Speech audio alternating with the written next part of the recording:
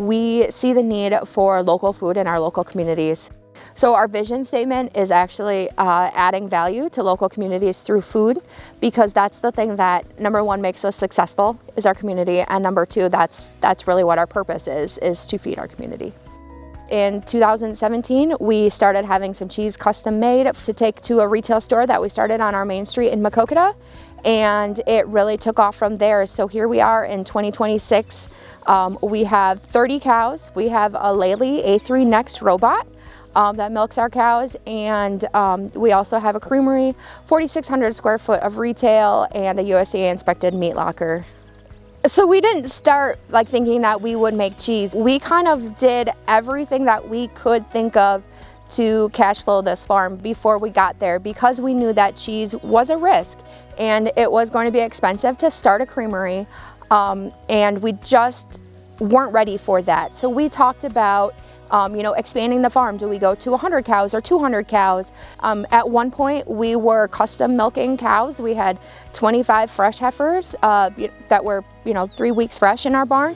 We looked at every single option before having some cheese custom made. We started with cheddar cheese, and the reason that we did that is because we were reasonably sure that it wouldn't work out and we just have a refrigerator full of cheese when we got done with our holiday season, because our store started as a holiday pop-up. And cheddar cheese, it'll age, it'll just get better. So we sent our milk to Wisconsin and get our cheese made, and we went up and we picked it up and we put it in our 500 square foot holiday shop that we had rented Pepsi coolers in. We literally paid our second month's rent in cheese. And we sold all 700 pounds of cheese in 6 weeks before Christmas. Luckily, we had another batch waiting because our community support had been so phenomenal that we brought our second batch home on Christmas Eve, and we decided to stay open, and the rest is history. We give so much credit to our community because we essentially made a market. When we first thought of this idea, I went and I met with our Fairway manager and a few other people to see how realistic it was going to be to sell this cheese wholesale. And he looked at me and he goes, "Heather, there's not a market for $8 a pound cheese in Maquoketa." And so I made a deal with him. I said, "You take, I think it was 10 pounds or 5 pounds. I'm like, you put it on your shelf.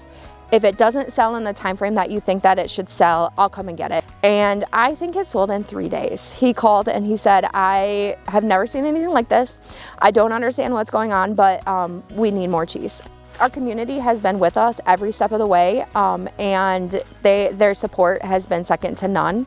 And we're just so appreciative of everything that they have done to make this a success. So we started the coffee shop in 2019. People really loved our cheese curds and they loved all of our products, but we realized that we were more of a novelty shop than a staple. And so we thought we needed a product that would bring them in every day, and coffee was that product. We use locally sourced milk. We use locally roasted beans, and we see our community every day. Our favorite part about that is that it has really allowed us to lean into that third place. We have become a gathering place for people of all ages, everywhere from little kids after softball practice to we have a group of pickleball ladies from the local YMCA that come every single week. And that's really our favorite part. We love the cows, we love the cheese, but our community is what makes us who we are.